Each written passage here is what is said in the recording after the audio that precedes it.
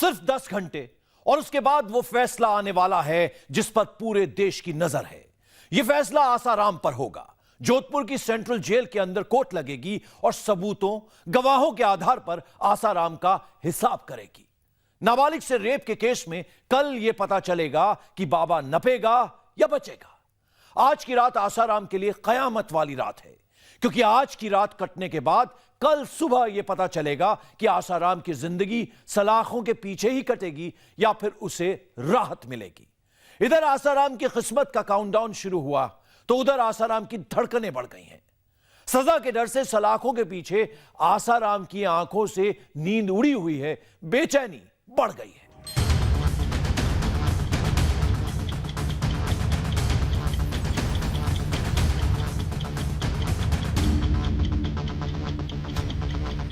दस घंटे बाद आसाराम पर बड़ा फैसला।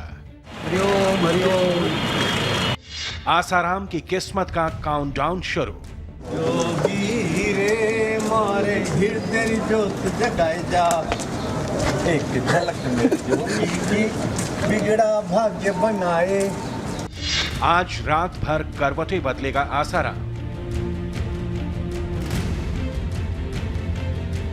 फैसले की घड़ी से पहले उड़ी आसाराम की नींद।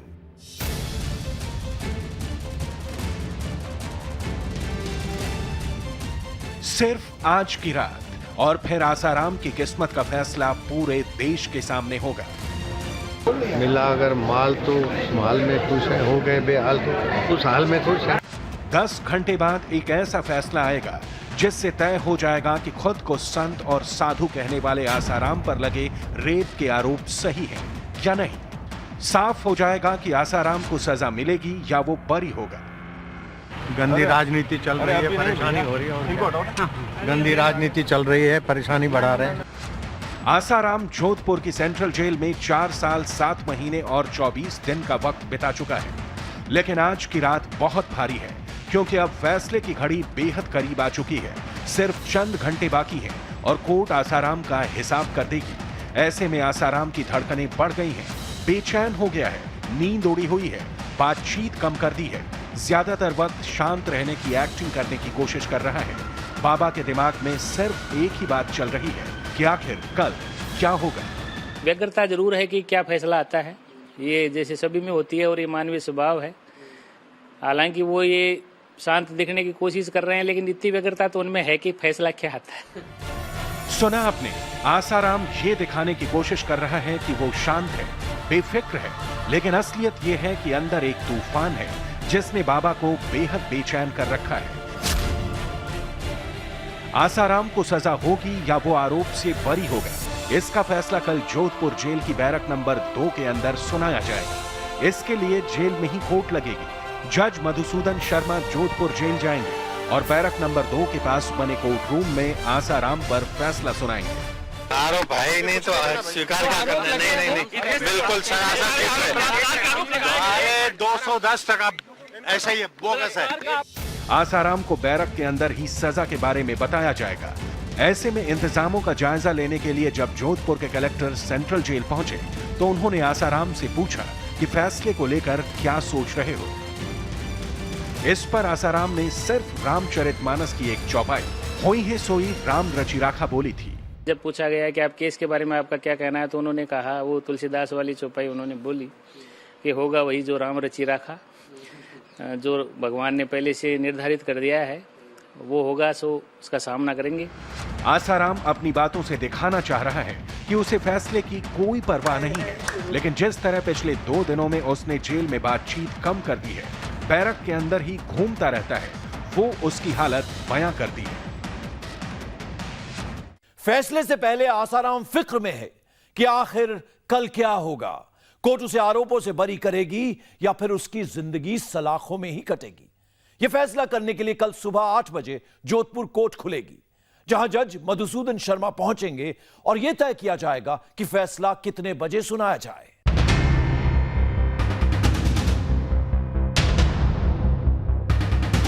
क्या कोई फंसा रहा है बाबू आपको? हो गई साधुओं को सताने। चलिए चलिए।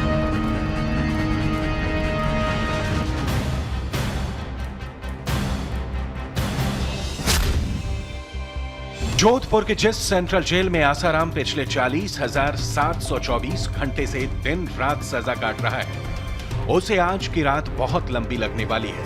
कल सुबह का सूरज उसकी किस्मत का फैसला लेकर उगेगा।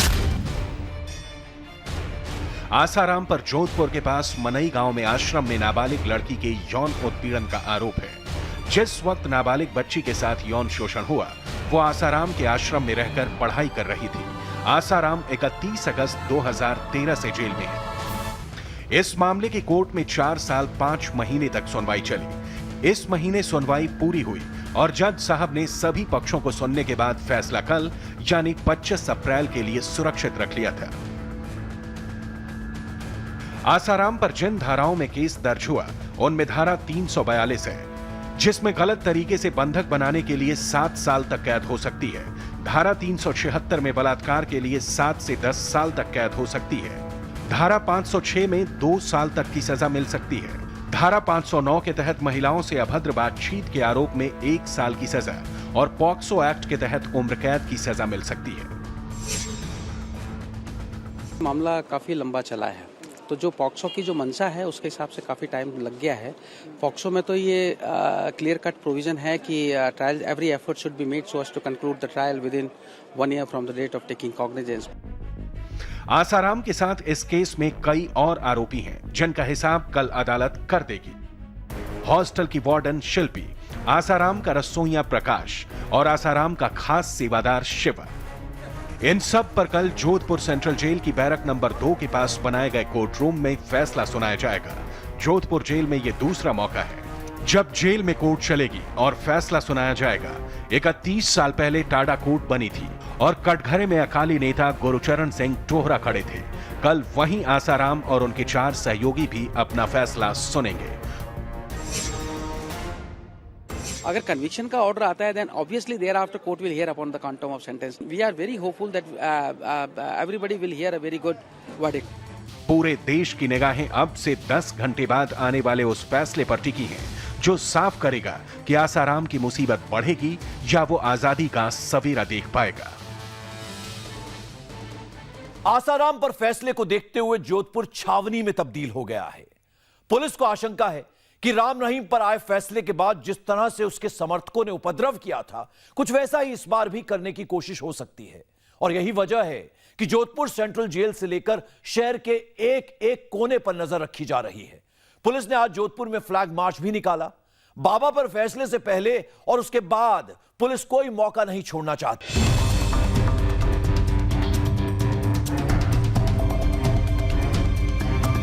आसाराम के भक्तों से निपटने के इंतजाम। जोधपुर में आसाराम समर्थकों को नो एंट्री।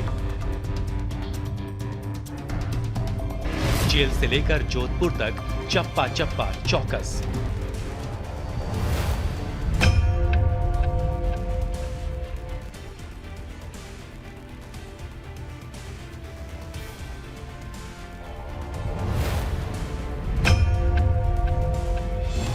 जोधपुर की सड़कों पर पुलिस का ये फ्लैग मार्च आसाराम के अंधभक्तों से निपटने की तैयारी है। आसाराम के भक्तों को साफ पैगाम है कि कानून तोड़ा तो बख्शा नहीं जाएगा। आसाराम पर फैसले से पहले जोधपुर शहर में आज पुलिस आरएसी के जवानों ने फ्लैग मार्च किया। शहर के कई इलाकों से होता हुआ यह flag march Jodhpur central jail तक पहुंचा। फ्लैग मार्च में पुलिस के आला अफसर भी शामिल हुए। पुलिस लाइन से निकलने वाले इस फ्लैग मार्च में पुलिस की कुल 4 कंपनियां, वज्र वाहन भी शहर के मुख्य रास्तों से गुजरे। आसाराम के समर्थकों को एक सीधा संदेश कि अगर उपद्रव किया तो खैर नहीं। पुलिस का भारी जाब्ता मौजूद है, एसटीएफ की टीम है, आरएसी के बटालियन आप देखिए हाथों में लाठी डंडा लेकर जा रहे हैं। इस चौराहे से पूरा एक फ्लैग मार्च निकाल के सेंट्रल जेल तक के ये पूरा का पूरा फ्लैग मार्च जाएगा। इस फ्लैग मार्च में पुलिस की 4 कंपनियां शामिल हुई। इन तस्वीरों से साफ है कि फैसले को लेकर जितनी जेल में बंद आसाराम की नींद उड़ी हुई है, जेल से बाहर पुलिस भी उतनी ही टेंशन में है। और इस टेंशन की वजह है आसाराम के वो भक्त जो बताया जा रहा है कि बड़ी तादाद में जोधपुर में ही मौजूद है। पुलिस को शक है कि आसाराम के खिलाफ फैसला आने पर समर्थक उसी तरह का हंगामा कर सकते हैं जिस तरह पिछले साल राम रहीम के समर्थकों ने पंचकुला में हिंसा का हाहाकार मचाया था। लिहाजा पुलिस कोई चांस नहीं लेना चाहती है। संदेश तो क्लियर है। हम कोई भी नॉनसेंस यहाँ पे ब्रोच नहीं करेंगे या उनको हम सहेंगे नहीं। हमारा नो नॉनसेंस अप्रोच रहेगा। जोधपुर पुलिस कमिश्नरेट जो है पूरी तरह इसमें हम माकूल व्यवस्था रखे हुए हैं और हमें पूरा उम्मीद है और हम कॉन्फिडेंट हैं कि हम एक माकूल व्यवस्था देंगे। फ्लैग मार्च ही नहीं, पुलिस ने आसाराम के भक्तों से निपटने के लिए पुख्ता इंतजाम किए हैं। मसलन जोधपुर में 21 अप्रैल से 30 अप्रैल तक धारा 144 लागू है। कहीं भी भीड़ जमा होने पर तुरंत एक्शन लिया जाएगा।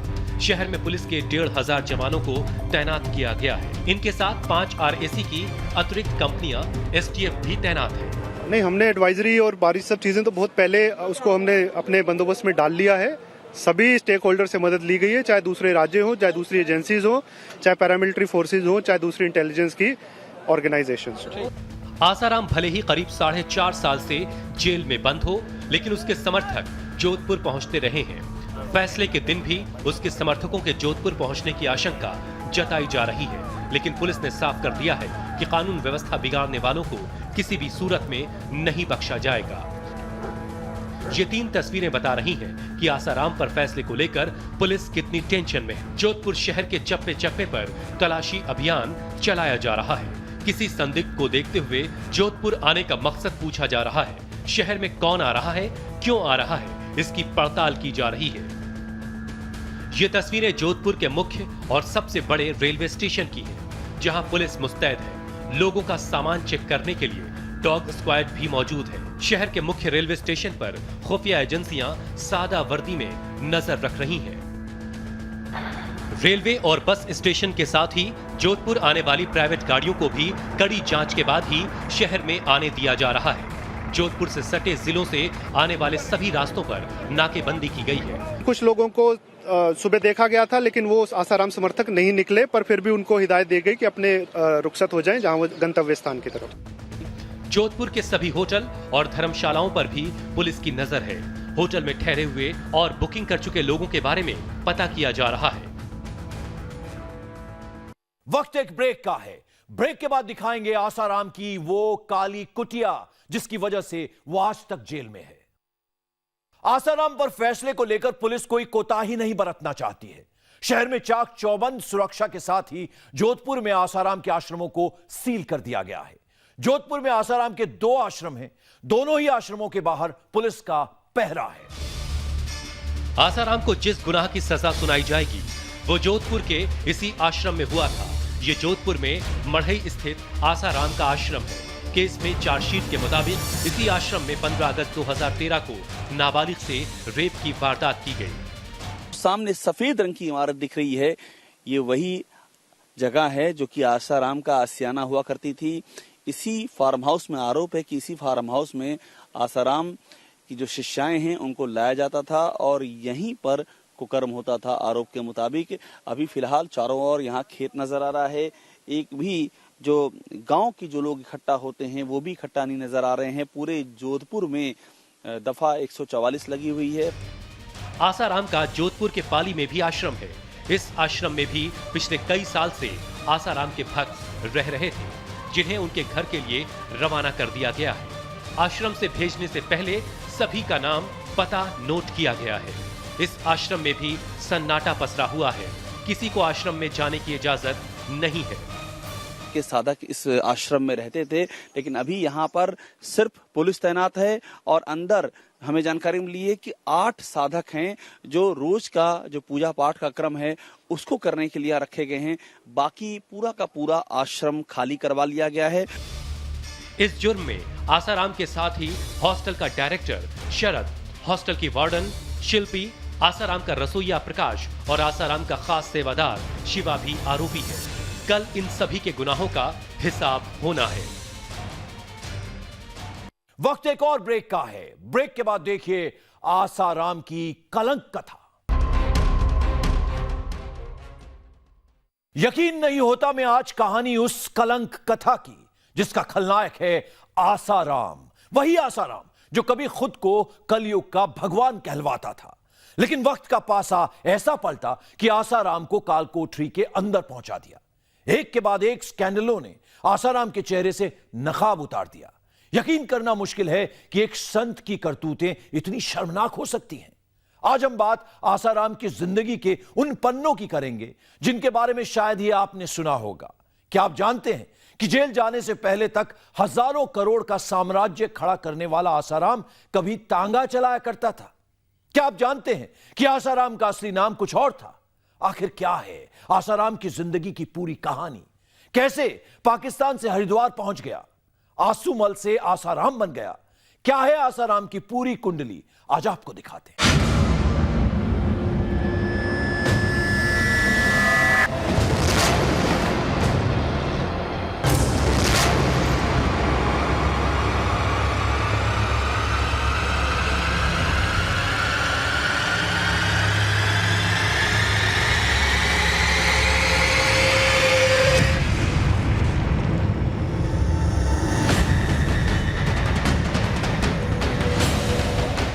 आसाराम के जन्म से जेल तक,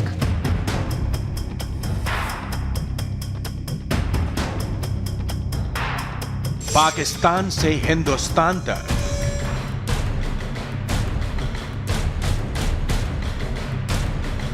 आंसूमल से आसाराम बाबू,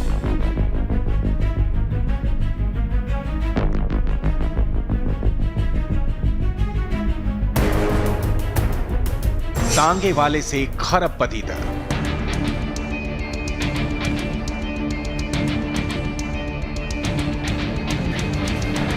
कथावाचक से कलंक कथा तक,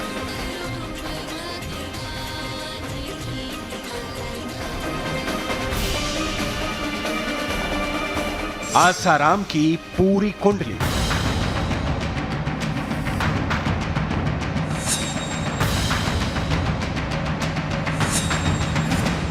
कभी सफेद दाढ़ी और सफेद कपड़ों में शांत आसाराम, कभी रंग बिरंगी पगड़ी में प्रवचन देते आसाराम,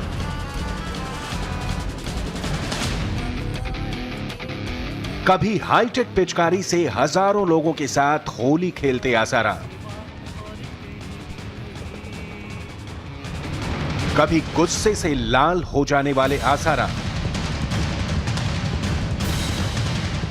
कभी सत्संग करने वाले आसाराम, तो कभी जेल जाने वाले आसाराम। आसाराम के इन तमाम रूपों से दुनिया बहुत ही अच्छे से वाकिफ है, लेकिन उनका अतीत कम ही लोगों तक पहुंचा है। आसाराम ना तो हमेशा से संत थे और ना ही आसाराम बाबू। कहते हैं कि उन्होंने अपना चेहरा, कारोबार और नाम सब कुछ बदला है। वो आज भले ही दुनिया के लिए आसाराम हैं, लेकिन उनके कल के किस्से कहानियों में आंसूमल का नाम मिलता है। दूध वाले से अरबपति बापू बनने का काम मिलता है।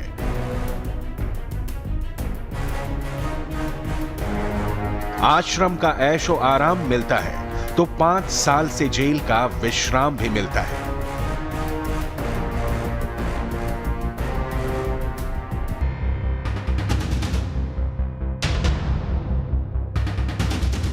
क्या कोई फंसा रहा है बाबू आपको? गलती हो गई साधुओं को सताने। चलिए चलिए।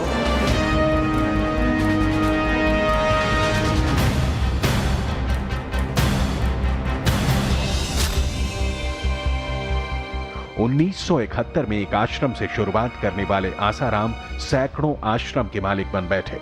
90 की दशक की शुरुआत से ही आसाराम पर जमीन पर कब्जा करने के आरोप लगते रहे, लेकिन 2008 में एक विवाद बवंडर बन गया। ये ऐसा विवाद था जिसके बाद आसाराम पर से लोगों की आस्था डगमगाने लगी, क्योंकि यह विवाद 2 मासूम बच्चों की मौत से जुड़ा था।